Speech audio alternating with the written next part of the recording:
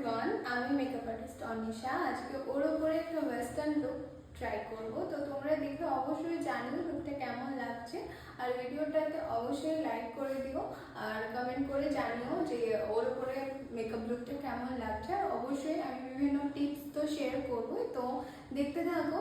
তো শুরু করা যাক।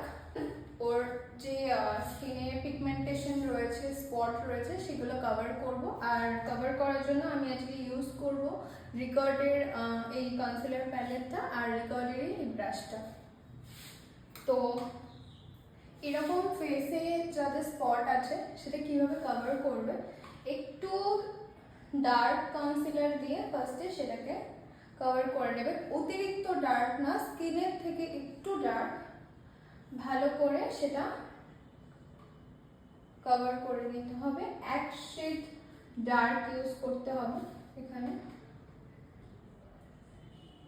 যাতে খুব ভালোভাবে সেটা হাইড হয়ে যায়।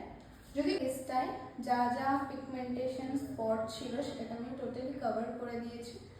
আচ্ছা, ফাউন্ডেশনের জন্য আমি আজকে ইউজ করব ফরএভার 52 এই ফাউন্ডেশনটা। এটা একটা এইচডি ফাউন্ডেশন আর ভীষণ ভীষণ ভালো। তোমরা সব সিজনে এই ফাউন্ডেশনটা ইউজ করতে পারবে, ব্রাইডালের জন্য বা পার্টি মেকআপের জন্য, যে কোনোভাবে তোমরা এটা ইউজ করতে পারো। এটা ভীষণ ভালো। এটা শেড নাম্বার হচ্ছে ক্যারামেল।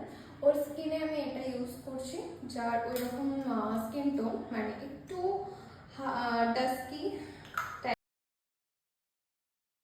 তো তোমরা অবশ্যই জানাবে লুকটা কেমন লাগছে। আজকে একটা গ্ল্যাম লুক করা হয়েছে, একদম চেষ্টা করছি গ্লাস ফিনিশ মেকআপ করার। আর ওর হেয়ার শর্ট, আজ ওর হেয়ারে আমি কিছু এক্সট্রা করিনি, একটা স্টিক মনি করেছে। আমার মনে হয় এই লুকের সাথে এটা সব থেকে ভালো যাবে কিছু।